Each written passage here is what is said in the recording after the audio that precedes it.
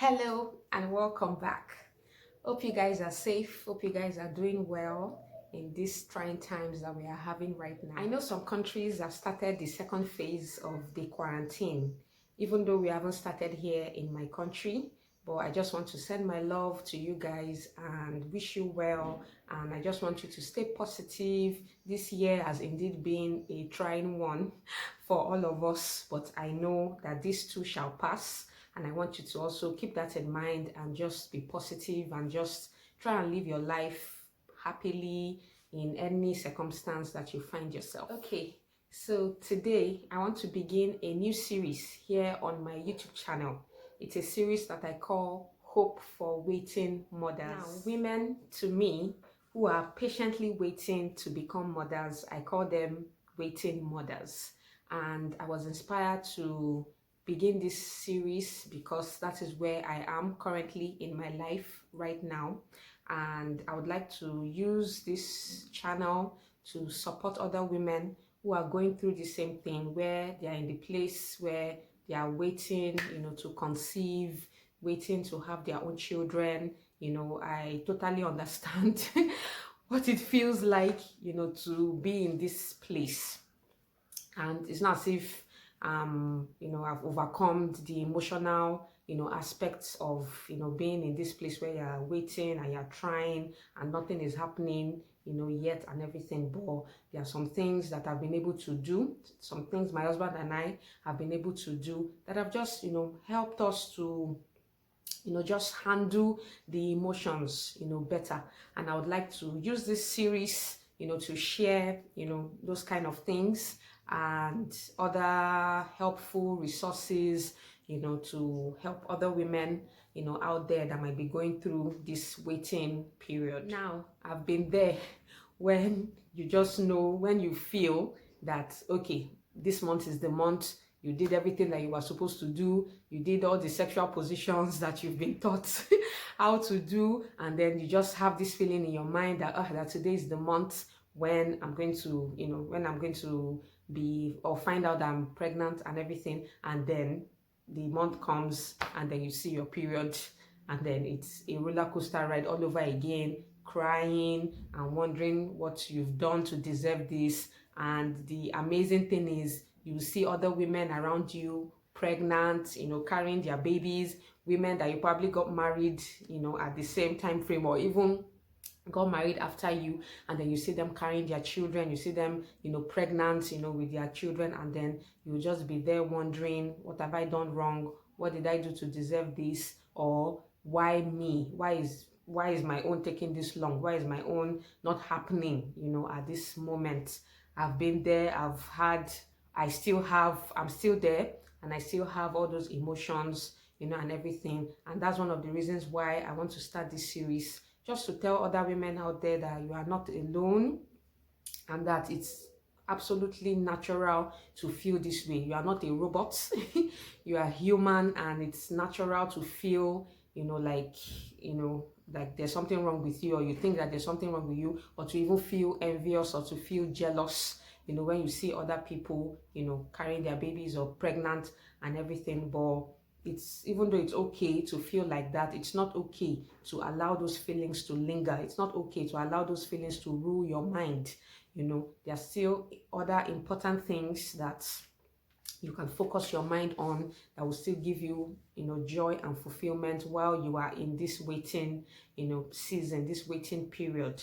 And those are the things that I want to share in this series. So if you like this if you want me to make videos like this, more like this, other women that would benefit from this kind of videos, just drop a comment below. Let me know. Tell me where you are in your journey, to conceiving and having children, so that I just know, okay, this is something that people will be interested in watching. Okay, in this first video, I'm going to share my fertility journey so far and what I've been doing to just manage my emotions, what not just me, my husband and I have been doing to manage emotions and just be positive and just trust God and just have peace within us. So okay, we got married in 2016. I married the love of my life. Those who know me know my husband, and my husband is indeed, a blessing to my life. I'm really happy that that was one of the things that I got right, in my life, that I married the love of my life. I married my God-ordained husband.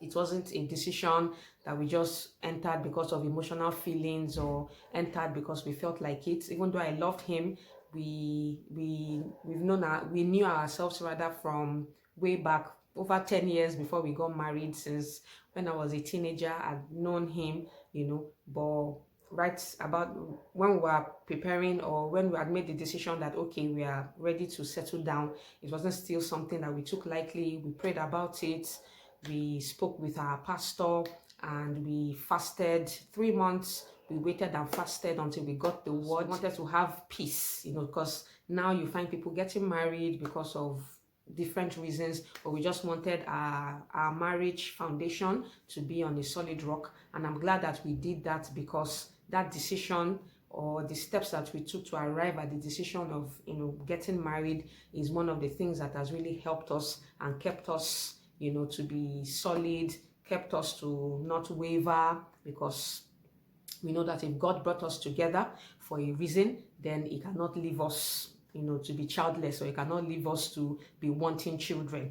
So that's one of the things that has really helped us and kept us. So we got married in 2016, and like every couple, you are waiting for the children to come. You're waiting for the month when you say I'm pregnant and everything, but that never came, for us. And we, of course, were worried. He was even still at peace, like he's very laid back. He just does his thing and he believes. But me, I'm the woman, so I'll cry, the month when I think, okay, it's the month, and then I say my period, and then I'll cry and just be sorrowful, and just, have those emotions in me. What have I done? What is wrong with me? And all those feelings, all those questions, that we ask ourselves. And then after about 6 or 7 months of trying, and we didn't, conceive, we now went to the hospital, to run tests. And after all the tests were done, they discovered that I had fibroids, multiple fibroids. So at the time, I already knew that women have fibroids and they conceive, they have children. So I'm like, why is my own different? Why am I having fibroid and I'm not conceiving? And at the time, the doctor that we had she did a really poor job of explaining the whole fibroid and everything to us. So our solution was, you have fibroid, do surgery. So me, I was like, no, I know women that still conceive even with fibroid, so why do I have to do surgery? So my husband and I decided not to do any surgery. So we went and did more research on fibroid, and apparently the fibroid is what had caused. So since I can remember, I've always had painful menstruation, excessive bleeding. If the painful menstruation will lead me to go to the hospital, I'll have to be hospitalized, because I couldn't handle the pain, and then I was losing blood every month. I was having excessive bleeding, and all those other symptoms that comes with fibroid. So it was during our research that we now found that the fibroid was the reason why I had suffered all those years, and was still suffering at the time, excessive bleeding, and all the other symptoms that I had. So, but we were still positive.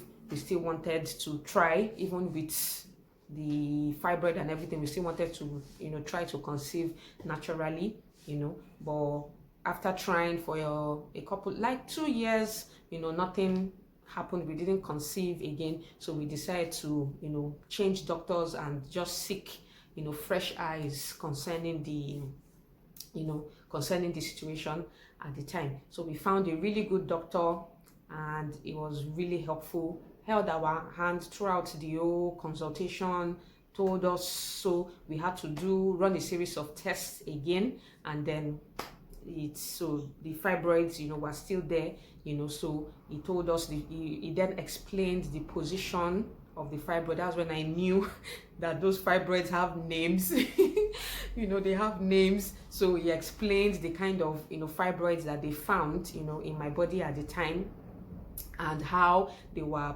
hindering, or how it could possibly be the reason why I had not conceived. So possibly, so just note that. So why the fibroids could, be the reason why I haven't, conceived yet. And at that time, I was already fed up with the symptoms I was having because of the fibroids. I was being hospitalized. You have to rush, my husband will have to leave work, come back home, rush me to the hospital whenever I start my period. So my period was a terror for me. I never used to look forward to seeing my period, and then I would bleed. I was having low blood counts, because of excessive bleeding. So at the time, I was like, okay, I need to get rid of this fibroid, from my body. So after he told us, read the scan results to us and told us what, they had found and what the positions of the fibroid and everything. So I was like, okay, this is it. Let's do the, operation. So my husband, he supported me, and the doctor, who was also really good, really, really professional, So we did the surgery, and thank God the surgery was successful. It was one of the most trying, periods of my life. In fact, that night, the night before the surgery, was when I decided to start a YouTube channel and start, my blog, my Nuki's Diaries blog, because at the time, I'd already made some decisions, some lifestyle changes, I'd already cut off soda, fruit juice that they sell in packs. I'd already stopped eating those things. I'd already incorporated whole foods into my diet. So I will still eat my normal, Nigerian food, because I love my Nigerian food. I'm too much of a foodie to cut off certain foods, off completely. But I introduce more whole foods. So I will eat more veggies, I will eat less carbs if I can, and just incorporate more fresh fruits, more fresh, things, and less. I cut off processed foods, and I also cut off dairy milk. So I do more of plant milk, so just trying to incorporate more plant-based stuff, into my diet. So I was already seeing changes even before the surgery. I'd lost a ton of weight. The symptoms of the fibroids had also reduced a bit, and I felt more energized.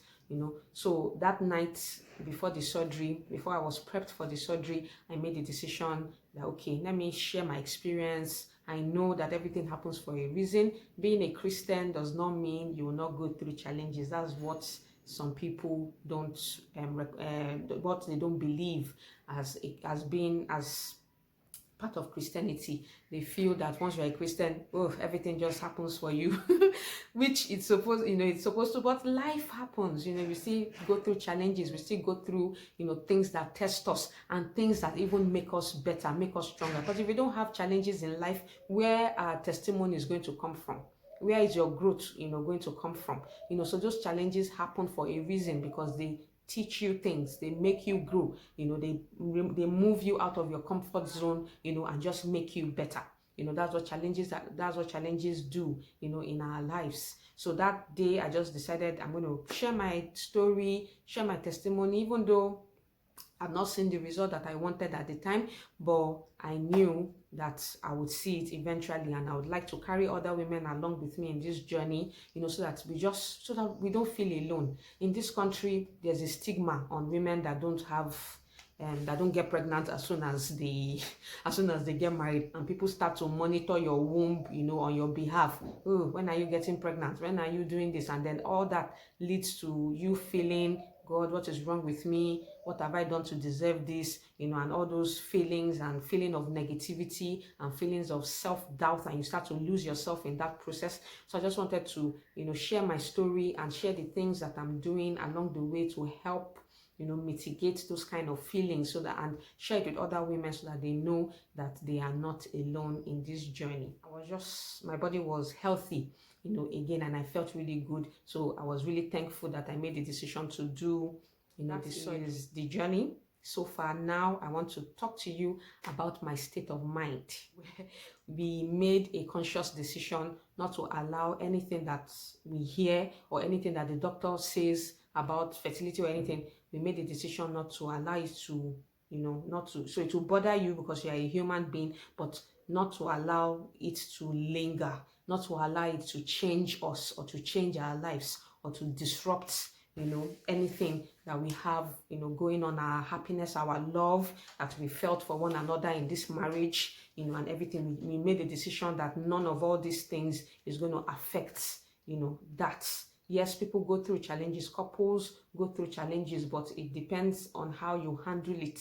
That is how you will know if you will survive it, survive the challenge as a couple, or not.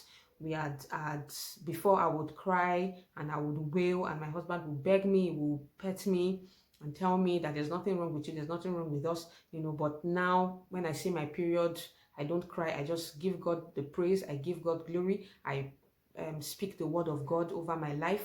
My husband would touch my tummy and speak the word of life, into my womb. And that's so doing all those things has just created like a peace, inside of us that just allows us to move past, all the fleet or the emotions that we feel, during the course of this, journey. So now my message to all the waiting mothers that are watching this video today is that just try to be at peace. I know that is horrible. It's a difficult situation to be in, and depending what you have chosen to surround yourself with, it might even be more difficult. Like if you are surrounded by people that keep pointing to you, why haven't you given birth? Why haven't you gotten pregnant? There's something wrong with you.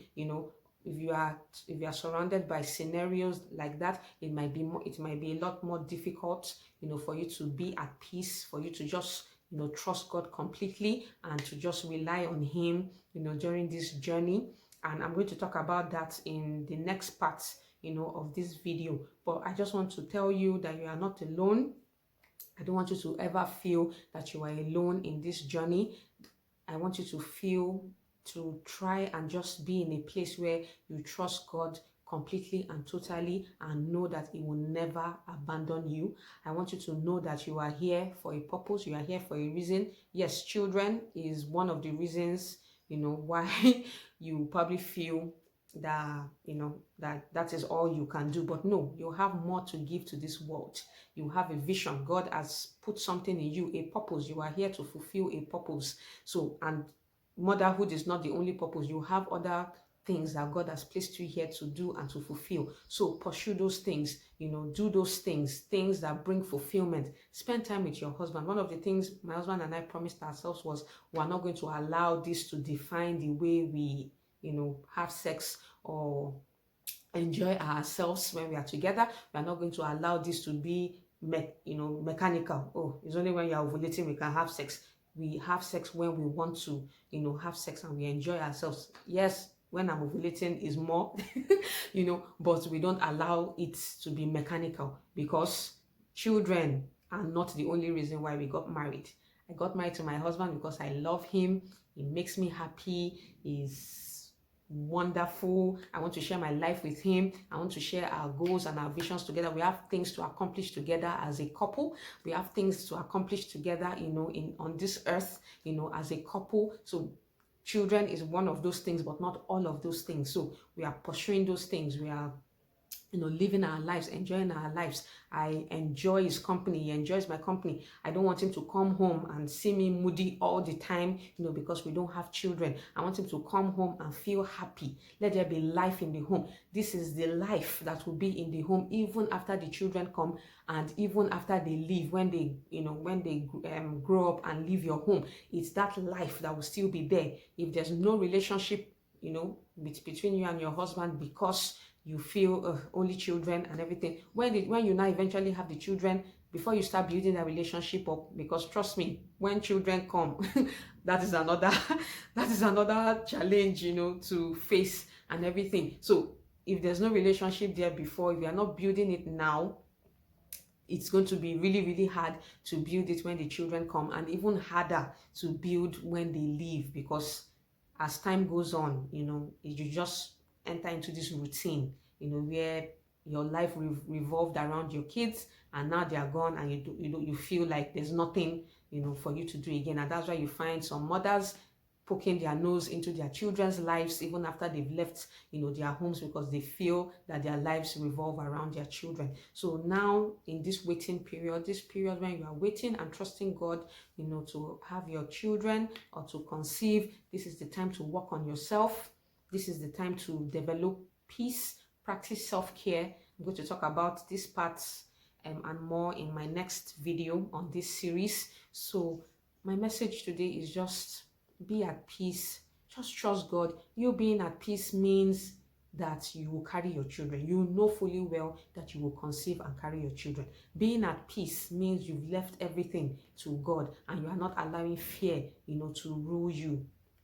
Being at peace just makes God to know that this woman has left this thing in my hands, and because you have trusted him completely, as the word of God says, you will never be put to shame. He will never make you to be confused, in the name of Jesus. And that is my message for you today. I am in that place right now. In fact, this morning we spoke about it again and we just assured ourselves. One of the things, this is more like a testimony because I know that it's going to materialize. One of the days my husband and I, when we were praying, we were having our morning devotion before he left for work, we were just holding. So what we like to do is we hold ourselves, like hug ourselves while we pray. And I would advise that you also do that, especially for waiting. Every couple should do it, especially when you're praying. But for waiting mothers, it just makes you feel connected to your husband, and then you can even pray more intimately, and deeply, So we're just holding ourselves and we were praying, and right at the moment, two of us, we had a shared vision.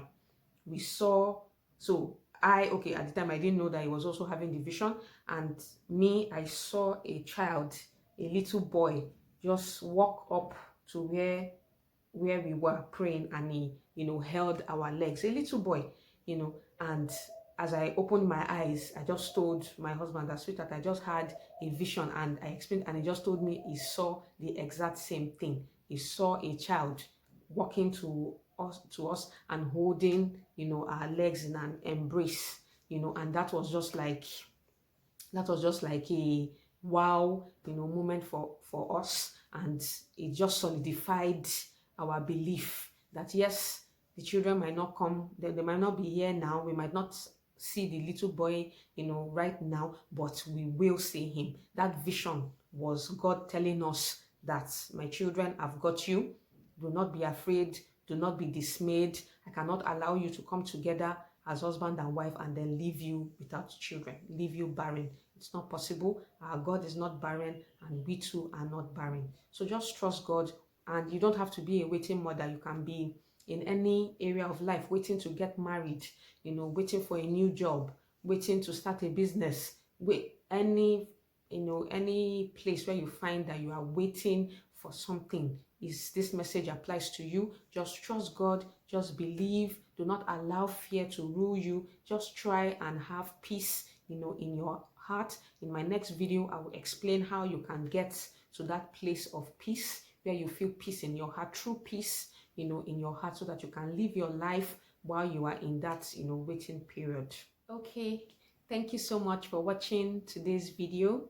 I will be uploading the part 2 of this video next, so I hope you would stay tuned for that.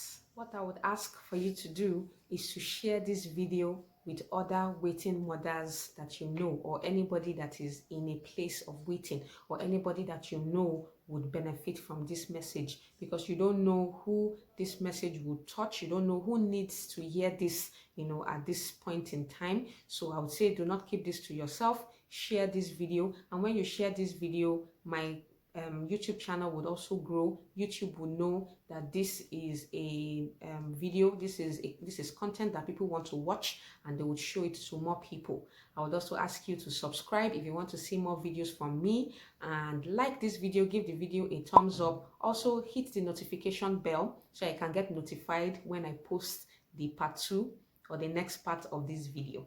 So until next time, I will see you in my next video. Bye.